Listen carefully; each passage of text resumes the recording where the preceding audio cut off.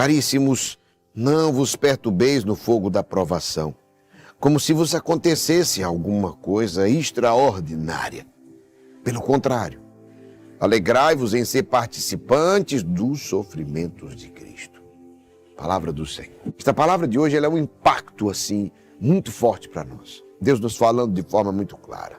Não vos perturbeis no fogo da provação. Meus irmãos, isso é onde muita gente se perde. Na verdade, eu sempre vejo e percebo ao longo desses anos que as pessoas se perdem nos dois extremos, ou no fogo da provação ou na água do entusiasmo, da alegria. Ou na grande tristeza, ou na grande alegria. Nesses extremos é onde muita gente se perde. Ficou tão feliz que esqueceu de Deus, esqueceu o seu propósito, ou ficou tão abatido, sabe? Ficou tão abatido, ficou tão perturbado no tempo da dificuldade que perdeu o propósito. Então isso aqui é muito simples. Tenha muito cuidado na grande provação ou na grande alegria. Seja sábio, fique atento, ou a grande alegria ou a grande tribulação, elas sempre nos provam. Por isso que a palavra vem dizer para nós, não vos perturbeis no fogo da provação. Como se vos acontecesse alguma coisa extraordinária. Ei, não é o fim do mundo. E não é insensibilidade, a palavra de Deus já vem falando há tanto tempo. Ah, não, é porque é insensível. Não, gente, a gente gosta, parece que as pessoas têm um pena da gente, e a pena das pessoas não resolve nada. As pessoas têm um dó da gente, não. Nós que temos que ser treinados para a aprovação. Sim. Ei, amado, nós que temos que ser treinados para a aprovação. Ser provado. Para a prova. É desse jeito. Porque hoje está começando até na escola. Olha, eu quero uma prova, viu, professora? Que o meu filho não reprove. E que não precisa estudar muito, tá bom? Porque senão ele pode se traumatizar. Vocês estão entendendo que nível de geração nós estamos querendo formar? Isso é um problema, porque essas pessoas serão os líderes do futuro. Essas crianças de hoje são, e eu estou falando de um futuro longo, não, é um futuro breve, bem aqui, que nós mesmos vamos viver. Então, se a gente forma uma geração que não tem a capacidade de... Olha, eu quero... É igual as pessoas, não, eu quero fazer... O treinador de exercício físico da academia, ele dizia assim... Tem gente que diz assim, não quero que bote muito pesado, não. Eu só quero para tirar foto. Entendeu? Ou seja, as pessoas... Olha que coisa absurda. Bote um peso aqui para eu tirar foto. Depois que eu tirar a foto, aí você tira o peso. Porque eu não quero o quê? Esforço. Você não quer esforço, você também não quer o quê? Resultado. Por que eu faço há tanto tempo e não tem resultado? Por causa disso. Porque a gente muitas vezes foge da aprovação. Porque a gente se perturba na aprovação. Porque a gente não quer sair da nossa zona de conforto. E isso não é algo extraordinário. As ofensas, as injúrias, os desprezos, sabe, meus irmãos e minhas irmãs, as irritações, as doenças, as dores, as lágrimas, as tentações, a humilhação. Eu vou dizer para você, tudo isso nos dá a oportunidade de lutar contra as nossas misérias. É interessante que o pecado nos humilha, não é verdade? Quando a gente peca, humilha, a gente fica humilhado. E é importante que a gente sinta, porque a contrição, sabe, ter um coração compungido, a gente precisa sentir a dor. Porque é igual, eu dizia para você, se a gente não sente a dor e a humilhação do pecado, a gente nem percebe então que pecou. É igual às pessoas, se você tira também o fato da pessoa pagar o preço dos erros dela, o que acontece? A pessoa fica, a impunidade gera uma coisa chamada anarquia.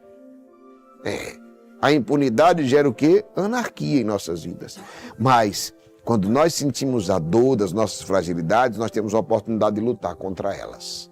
Então eu vou dizer para você, comece lutando pelas suas fraquezas, contra as suas fraquezas, contra as suas limitações, contra os seus pecados, as más inclinações, a gente precisa lutar. Porque se a gente não luta, se a gente se entrega, a gente se perde.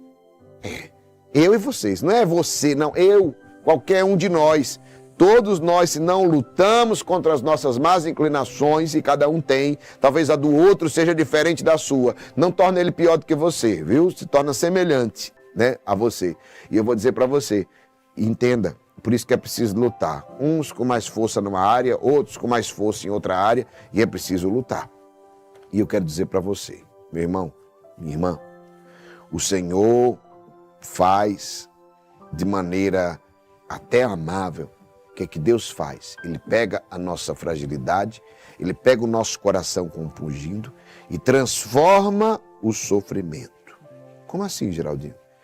É interessante, ele pega as nossas fragilidades e ele transforma isso em matéria-prima, nos dando um sentido àquela dor, para que nós possamos ter a transformação em nossas vidas. Sofrer com paciência é sabedoria, pois quem sofre com paciência vive em paz. Quem sofre com impaciência, é tolo, vive em guerra, vive sem paz, vive atribulado, vive angustiado e por isso não faz nada bem, porque quem está vivendo em guerra não consegue fazer as coisas de forma correta. Tanto é que quando tem estados de calamidade ou qualquer coisa, se declara estado de sítio, estado de guerra, estado de calamidade. O que acontece? Tudo sai da ordem. Então, se você não sofre com paciência, você vive desordenado, você vive desequilibrado. Sua vida profissional, financeira, emocional, afetiva, física, todas as áreas da sua vida experimentam um desequilíbrio muito grande. Sabe? E aí você experimenta o quê? Uma revolta, se desespera, sofre muito mais que em dobro, além de fazer os outros sofrerem. Porque quem sofre sem paciência e sem fé, além de sofrer, faz todo mundo que está ao seu redor sofrer junto. Faz todo mundo sofrer. Santo Afonso disse que neste vale de lágrimas não pode ter a paz interior, senão quem recebe e abraça com amor os sofrimentos. Tendo em vista agradar a Deus. Olha como é interessante, não é o masoquismo, não. É configurar os sofrimentos aos sofrimentos de Cristo na cruz.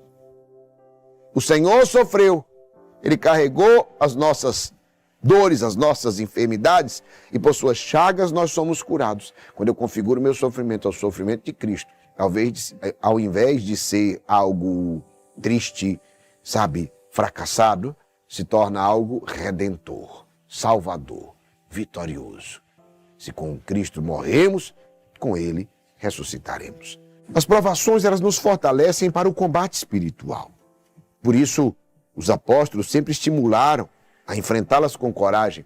Aquela palavra que eu disse, 1 Pedro, foi São Pedro que disse: caríssimos, não vos perturbeis no fogo da provação, como se vos acontecesse alguma coisa extraordinária. E aí São Pedro fala uma coisa interessante, pelo contrário, alegrai-vos. Ei, você já experimentou se alegrar no meio do seu sofrimento?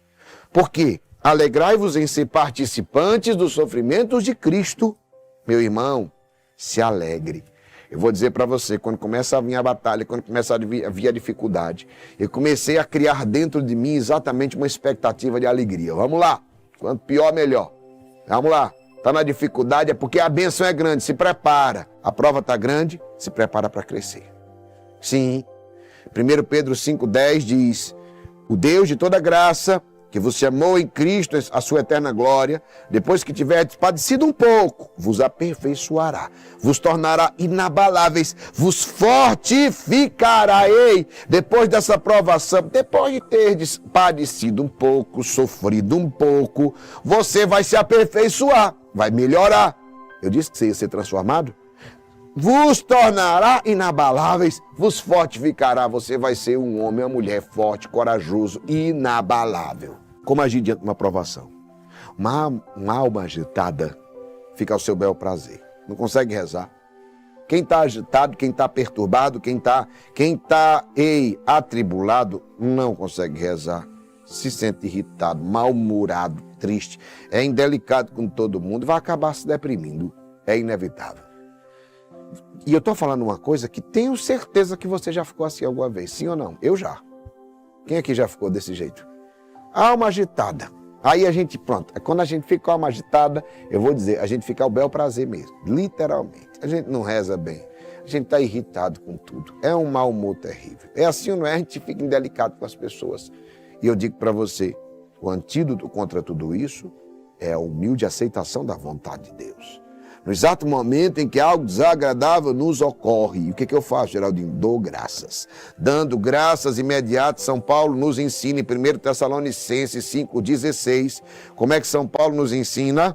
Em todas as circunstâncias dai graças, pois esta é a vontade de Deus em Cristo Jesus. Então faz a experiência de dizer, glória a Deus, escreve nos comentários. É preciso fazer esse grande e difícil exercício de dar glória a Deus na adversidade. Isso daqui é treino, viu? Não consigo, Geraldinho, já vem um palavrão, porque você foi treinado a dizer um palavrão. Eu não consigo, eu começo logo a reclamar e a murmurar. Não, você não conseguia, porque você não foi treinado. Você está aqui no mover que está sendo treinado para você ser transformado. Amado, você é valente guerreiro, você está sendo treinado para ser valente guerreiro. Isso é treino. À medida que você vai... Eita, veio o palavrão, substitui. Glória a Deus, desculpe, perdão, Senhor. Glória a Deus. Veio a lamentação, mas que coisa. Opa, glória a Deus, glória a Deus. Isso é treino, é só uma decisão sua. É só você fazer a decisão. Sabe por quê? Nesses momentos, glorificar a Deus, rezar, até que a alma se acalme e se abandone aos cuidados do Senhor. E essa atitude muito agrada ao Senhor, pois é a expressão de fé pura de quem se abandona nos seus braços. É como a fé de Maria e de Abraão, que esperaram contra toda esperança e assim agradaram a Deus de sobremaneira. Afirmam os santos que mais vale um bendito seja Deus, pronunciado com o coração, no meio do fogo da provação, do que 1000 atos de ações de graças quando tudo vai bem. Geraldo, eu vou glorificar quando eu vencer. Não, amado, você vai fazer isso também. Mas um glória a Deus no fogo da provação vale mais do que 1000 glórias quando está tudo bem. Como é que eu vou conseguir? Como é que eu vou conseguir louvar quando as coisas não vão bem? Uma graça que precisamos pedir é de ter olhos para ver a amorosa mão de Deus no meio da provação. Eu gosto muito de uma frase. De um mal aparente, Deus tira um bem permanente. Não veja uma desgraça. Não murmure.